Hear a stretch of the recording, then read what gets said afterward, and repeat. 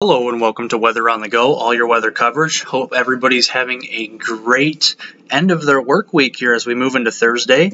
Remember to leave any comments and questions below the video. I'll be able to answer those. And do be sure to subscribe to my channel for all the latest forecast updates here as we head through this week and into next week. Storm Prediction Center's Day 1 categorical outlook here has upgraded portions of east central Pennsylvania down into northern Virginia, eastern West Virginia, and into western and northwest Maryland here to an enhanced risk or 3 out of 5 for severe weather as we head into this afternoon, with a general slight risk zone across the entire eastern seaboard here from southern New York State getting down into northwest Florida and northern Florida, with a marginal risk zone down into central Florida and surrounding states here as well. Tornado risk here, highest from eastern portions here of Pennsylvania, getting down into eastern Virginia, Maryland, the eastern Carolinas, and getting down into southeast and east Georgia and into northern Florida as a 5% zone with a 2% zone of tornadoes here around that. So a few tornadoes today are definitely possible with some supercell thunderstorms, especially here up in the eastern seaboard into the eastern mid-Atlantic and the northeastern regions here as well. The wind outlook here for today, a highest kind of correlates with that enhanced risk zone across eastern portions of Pennsylvania, getting down into Maryland, parts of West Virginia, parts of northern Virginia, and then a general slight risk zone for wind probabilities of 58 miles per hour or greater here across the entire eastern seaboard, with a slower risk is down here in central Florida around Orlando, getting down towards Tampa. But the highest zones here across these areas into Pennsylvania and down here into northern Virginia. The hail risk still correlates with that enhanced risk zone from central and eastern Pennsylvania down into northern Virginia here as well. And looking at this here, this is the dew point forecast here as we head to the afternoon. Here, dew points will be rising in the low to mid 60s across the eastern Carolinas and into eastern Virginia, with mid to upper 50 dew points here right at the threshold for severe weather this time of year, or any time for portions of Pennsylvania, getting down here into West Virginia, Maryland, New Jersey, some of those areas here that are in the severe weather risk, with higher dew points, higher daytime heating down to the south here with southern extent. Looking at this here, this is the stability parameters here, and you can see up to 1,000, maybe 1,200 joules per kilogram here are localized spots across this area, especially as you get up here into the enhanced risk zones. And that, coupled with here the shear with the low-level jet pushing into these storms, the mid-level jet pushing into these storms, definitely going to have a little bit of rotation potential with this here as we head into the afternoon. So do want to be on guard for the potential for supercell thunderstorms developing across the northeast, especially in that enhanced risk zone here across eastern and central Pennsylvania, getting down to northern Virginia, Maryland, western New Jersey. Still can't discount the threat of storms down to the Carolinas and Georgia and Florida, but I think the highest threat for more widespread severe weather today will be up to the north here into Pennsylvania, getting down into Virginia. Supercell composite still kind of going along with that enhanced risk zone and getting down to the Carolinas here where the higher instability will be.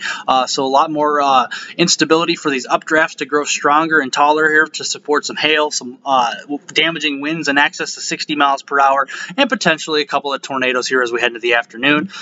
The significant tornado parameters, still some decent values, especially down here into portions of South Carolina, eastern Georgia, and then getting up here through the Appalachians into your portions of Pennsylvania. So you do got to watch that.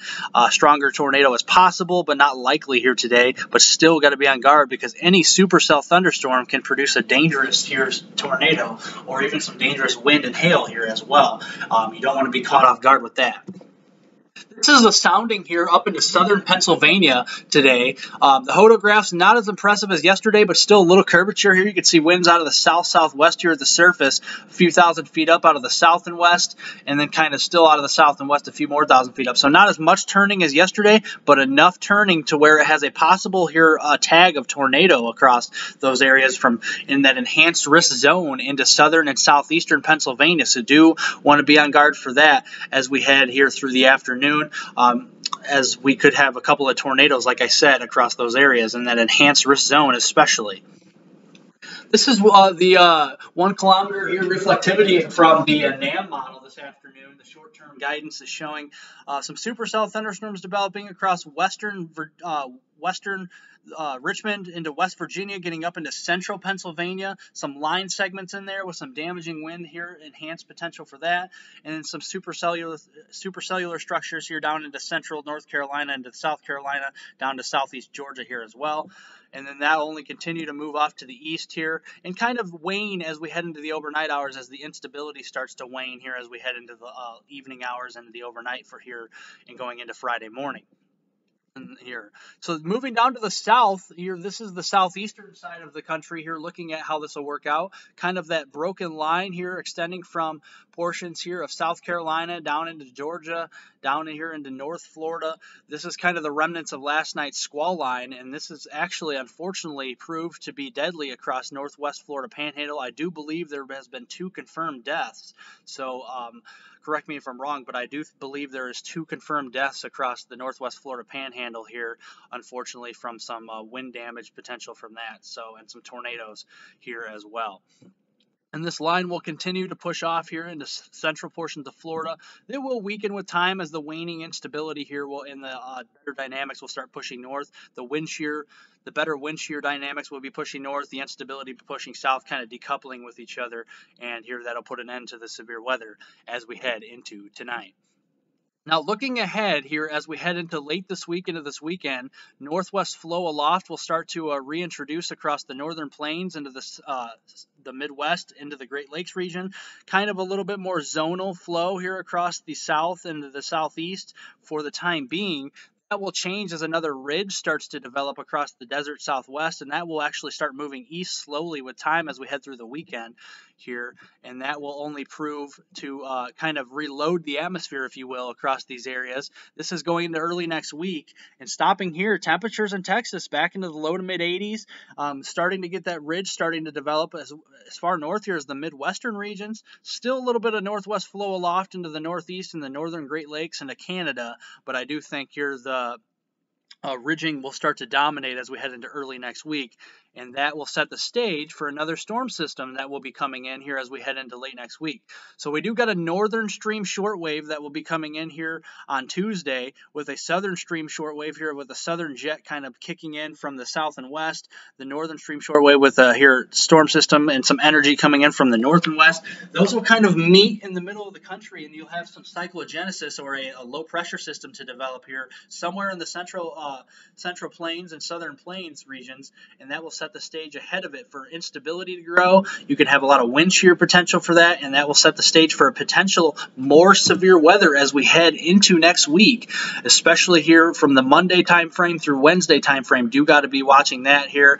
It's a little uncertain with the timing and the speed of the storm system and all these better dynamics to come together. We'll get a better refined of that as we head into the weekend, but just wanted to let you know that another chance for severe weather may be on the horizon as we head into early to mid next week across these same zones from Texas through here Oklahoma, potentially up into Kansas, and then over into Arkansas, Louisiana, Mississippi, Alabama, and Tennessee, in those areas from the Ohio Valley down through Tennessee Valley, the Dixie Alley region, Southern Plains, Central Plains, and then to the southeast here as well.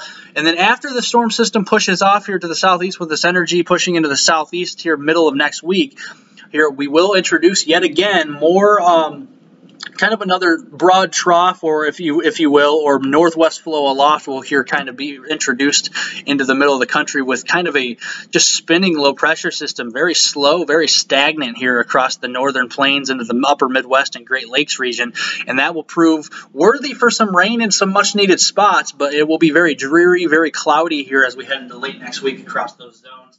Probably in the Iowa vicinity, Illinois, Wisconsin, Minnesota, here with that kind of that stagnant low pressure system here, if you will, kind of just spinning and here not moving very quickly across those areas.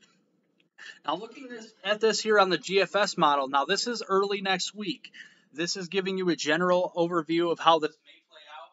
This will be changing here, so don't put all your money in the bank on this is going to be happening for your city, your state here, exactly how this is working out on here. Just wanted to show you here the general mode of severe weather potential and potentially here the overall picture of how this may work out as we head into early and middle of next week.